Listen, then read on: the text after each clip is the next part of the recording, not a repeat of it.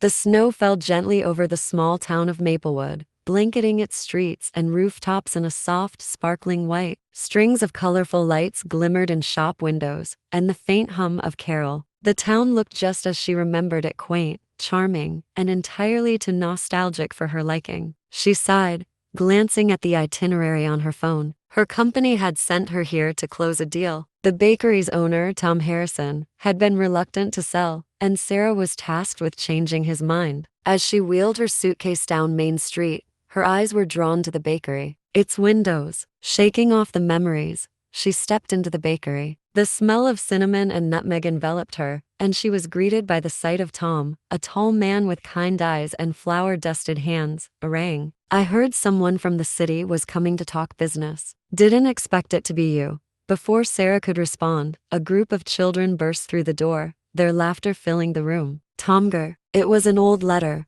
one she hadn't seen in years. The handwriting was unmistakable, her mother's. "Sarah, if you ever find yourself back in Maplewood, promise me you'll visit the bakery. There's some." As she folded the letter and placed it on the nightstand, Sarah realized this trip might be about more than just business. The next morning, Sarah stood at the window of her hotel room, watching as it was an email from her boss, a curt reminder of her mission: finalize the deal before Christmas Eve. She closed the email with a sigh and grabbed her coat. She had a meeting with Tom to prepare for. "I wanted to discuss the offer," Sarah said, getting straight to the point. "I think you'll find it's more than fair." Tom wiped his hands on his apron and crossed his arms. "Fair, maybe, but this back. But think about what you could do with the money. Expand your recipes, reach more people." Tom shook his head. "This bakery isn't about expansion. It's about tradition, about community. You wouldn't." "Oh, hello there. This is Sarah," Tom said, gesturing toward her. "She's visiting."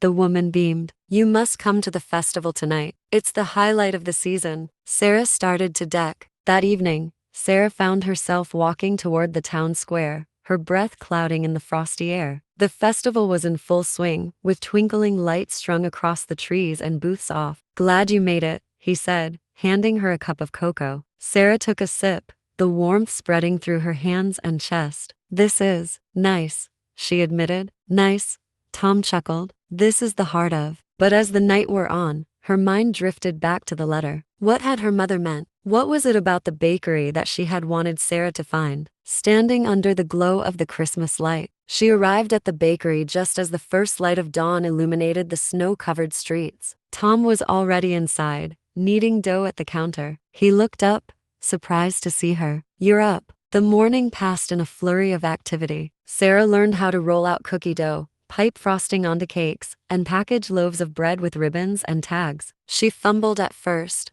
but Tom was. As the bakery filled with customers, Sarah began to notice how deeply rooted it was in the community. People greeted Tom like an old friend, sharing stories and laughter as they picked up their holita. "Your mother used to bring you here every week. You'd sit right over there with your cocoa, chattering away about school projects and snow angels." The memory hit Sarah like a wave, vivid and bittersweet. "Tom," she said hesitantly, "what's back there?" "Just storage," he replied. "Why?" She hesitated, then decided to be honest. "My mom mentioned something in her letter. Something about the bakery.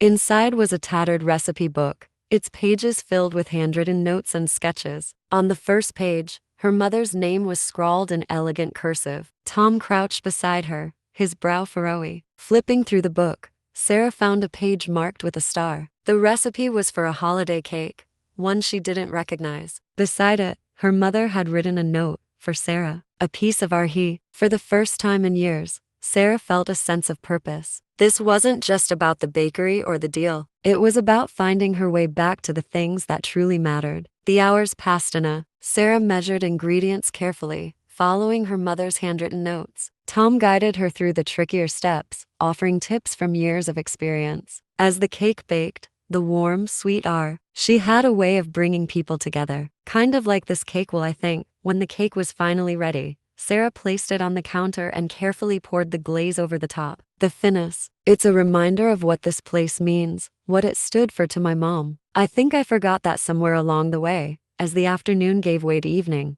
the town square began to bustle with active The festival was alive with twinkling lights and the sound of carolers singing joy to the world. A small stage had been set up near the tree, where Sarah and Tom placed the cake. Tom addressed the. She hesitated, then stepped forward, her heart pounding. This cake, she began, her voice shaking slightly, was created from a recipe my mom left behind. She loved this town, this bakery, and all of. It's perfect, one woman said, her eyes wide. This tastes just like the holidays, another added. Tom leaned over to Sarah, his voice low. You did good, she smiled, feeling a deep sense of fulfill. She was thinking about the people, the connections, and the magic her mother had always seen in this place. And she wasn't ready to let it go. As the crowd thinned and the festival wound down, Sarah L. It was a good night, he said, his voice low but content. Sarah nodded. It was better than I expected. Tom studied her for a moment. So, what happens now? Back to the city to close the deal? But now, after reconnecting with the town, with her mother's memory, and with a part of herself she thought she'd lost, the idea felt wrong. I don't know, she admitted finally. I came here thinking, you're not like the others they've sent, you know. You care. I didn't think I did, she said with a small laugh. But this place has a way of reminding you what matters. They stood in silence for. Thank you, Sarah. That means more than you know. The next morning, Sarah packed her suitcase, but this time, it didn't feel like she was running away. She stopped by the bakery one last time. Finden. You found what you were looking for, didn't you? He asked. She smiled, the answer clear in her heart. Yeah, I did. The drive back to the city felt lighter than the one that had brought her to Maple. But the bakery isn't for sale. Her boss raised an eyebrow, but Sarah didn't waver. She knew she had made the right decision. That Christmas Eve, as she sat by her apartment window watching the city